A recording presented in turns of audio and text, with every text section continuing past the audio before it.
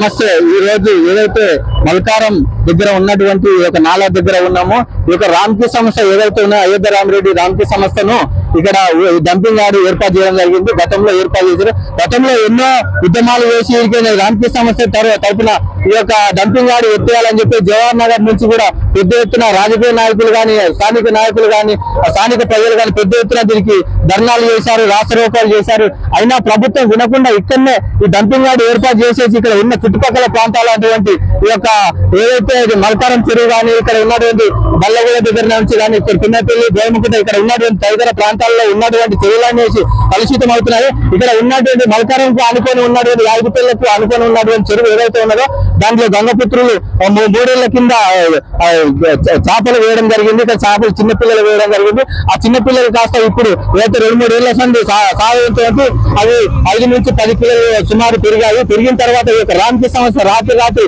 మొన్న కురిసిన భారీ వర్షాల వలన ఇక్కడ ఉన్నటువంటి వాళ్ళ నాళ్ళ తరపున ఏదైతే కాలువ వేసేసి ఆయన ఏదైతే పైపులు వేసేసి ఆ నాళ్ళ తరపున పైపుల ద్వారా ఈ రామ్కీ సంస్థ నుంచి వచ్చిన ఈ డంపింగ్ యార్డ్ నుంచి వచ్చినటువంటి కలుషిత నీరు ఏదైతే ఉన్నదో ఈ మల్కారం చెరువుకు పంపించడం వల్ల ఈ నాల ద్వారా పంపించడం వల్ల ఈ మత్స్యకారులు అనేది అనాథలయ్యారు, రోడ్డు మీద పడ్డారు.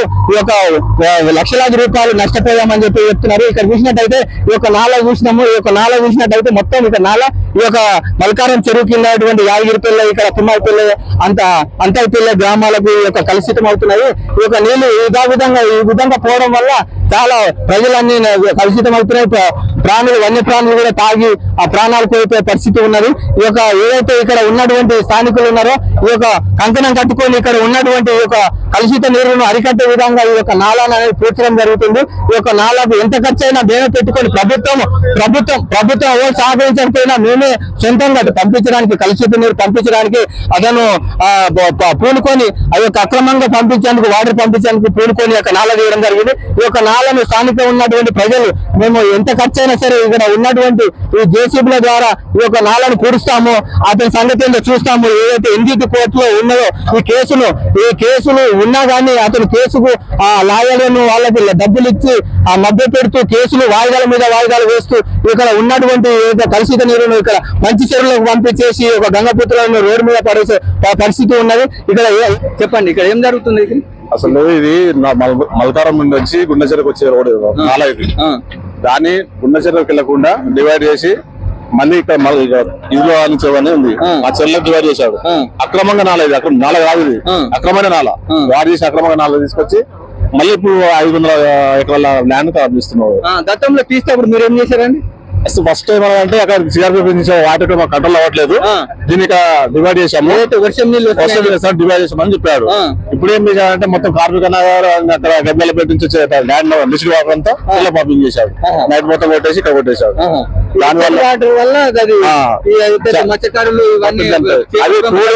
3 days నుంచే కొట్టాడు. అది ఇంత ముందు లేదు. పాల వాటర్ మంచి వాటర్ తాగే వాటర్ అట్లాంటి వాటర్ ఖరాబ్ చేశాడు. అన్ని చేపలు పత్తి స్నానాలు చేసి బట్టలు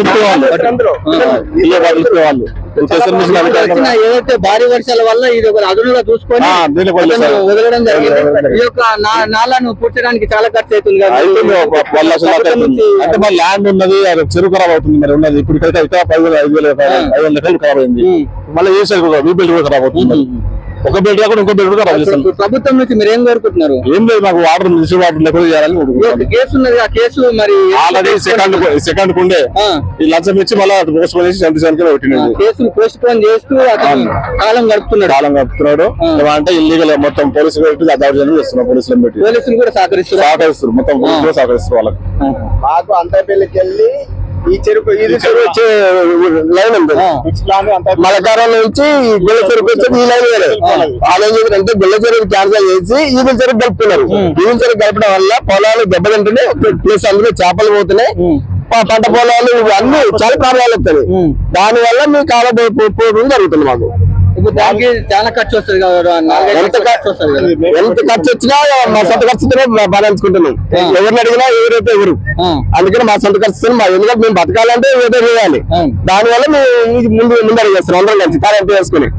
ఈదులవాన్ చెరువుకున్న ఈ నాల ద్వారా డంపింగ్ యార్డ్ ఏదో డంపింగ్ రామ్కీ సంస్థ ఈ యొక్క లిక్విడ్ వాటర్ ఏదైతే ఉన్నదో ఆ లిక్విడ్ ప్లాంట్ నుంచి వచ్చినటువంటి వాటర్ ను అతను ట్రీట్మెంట్ ప్లాంట్ చేసి మంచినీరు ఏదైతే మంచినీరు ఉందో అది వదలవలసి ఉంటుంది. కానీ లిక్విడ్ వాటర్ యథావిధిగా రావడం వల్ల ఇక్కడ ఉన్నటువంటి ఏదులవాళ్ళ చెరువు ఇక్కడ ఉన్నటువంటి ఈ యొక్క చెరువు మల్కారం ఊరుకు ఆనుకొని ఉన్నటువంటి చెరువు ఈ యొక్క కలుషితమైంది. కలుషితం కావడం వల్ల గంగపుత్రులు ఈ యొక్క 3 ఏళ్ల నుంచి పెంచుకున్నటువంటి మత్స్య సంపద ఏదైతే ఉన్నదో లక్షలాది రూపాయలు కోల్పోయామని చెప్పి నిరాశ అయ్యామని చెప్పేసి రోడ్డు మీద పడ్డాము. మమ్మల్ని ప్రభుత్వం ఆదుకోవాలి. ఇలాంటి అక్రమ ఈ యొక్క ఏదైతే రామ్కీ సంస్థ ఉందో దానిపై చర్యలు తీసుకోవాలి. ఇప్పుడు వచ్చినటువంటి ప్రజాపాలన చేస్తున్నటువంటి కాంగ్రెస్ ప్రభుత్వం దీనిపై చర్యలు తీసుకొని మాకు ఒక శాశ్వత పరిష్కారం అనేది చూపించాలని కోరుతున్నారు.